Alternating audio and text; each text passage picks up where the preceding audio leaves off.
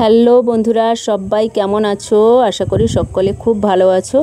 তো প্রতিদিনের মতো আজকে চলে এসেছি একটা নতুন রেসিপি নিয়ে।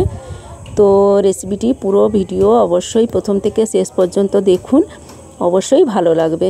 তো আমি কিছুটা বাঁধাকপি নিয়েছি, গাজর, কিছুটা আদা, রসুন, আর নিয়েছি দুটো কাঁচা লঙ্কা, আর সঙ্গে নিয়েছি কিছুটা ধনেপাতা। তো হ্যান্ড মিক্সচারে আমি ভালো করে ওটাকে কুচো কুচো করে নিয়েছি।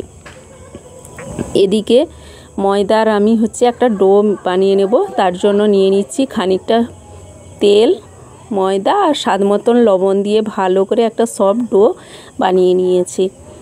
তো ময়দাটা একটু কম পড়ে গেছিলো, তাই অল্প আর কিছুটা মিশিয়ে পরিমাণ মতন জল দিয়ে ভালো করে আমি মেখে কিছুক্ষণ রেস্টে রেখে দেব।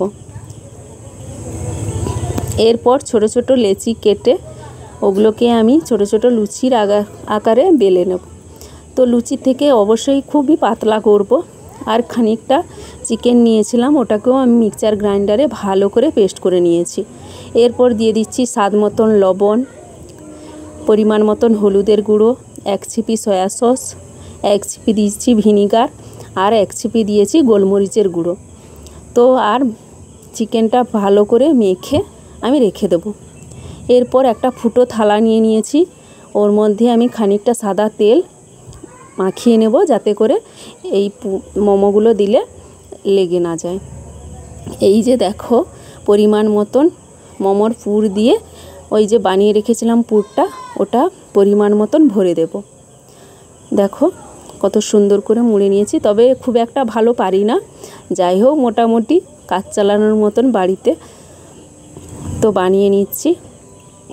তো একে একে সব মোমোগুলো আমি বানিয়ে নেব। এরপর একটা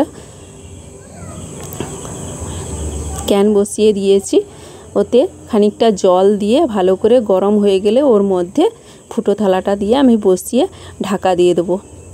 ঠিক 5 থেকে 10 মিনিট পরে আমি ফিরে আসছি। তো দেখো ঢাকনা খুলে দিতেই দারুণ সুন্দরভাবে স্টিম হয়ে গেছে। তো এটাকে আমি সস দিয়ে পরিবেশন করব। তো আর বাকিগুলো ওর মধ্যে আমি দিয়ে দেব। তো আমার মাম্মা খেয়ে বলবে কেমন হয়েছে। তো মাম্মা কেমন হয়েছে? তো ওর খুবই ভালো লাগছিল, আর মোমো খেয়েও ও জানিয়েছিল খুবই ভালো হয়েছে। আর ও তাছাড়া ওর মোমো খুবই ফেভারিট। তো বন্ধুরা, আজকের মতন টাটা, দেখা হচ্ছে পরের ভিডিওতে। সবাইকে শুভরাত্রি। তো ওর গরম লাগছিল, একটু ফু দিয়ে দিয়ে খেয়েছে। তো যাই হোক, সবাইকে টাটা, ভালো থাকবেন, সুস্থ থাকবেন, আর দেখা হচ্ছে পরের ভিডিওতে। সবাই সুস্থ থাকুন, ভালো থাকুন।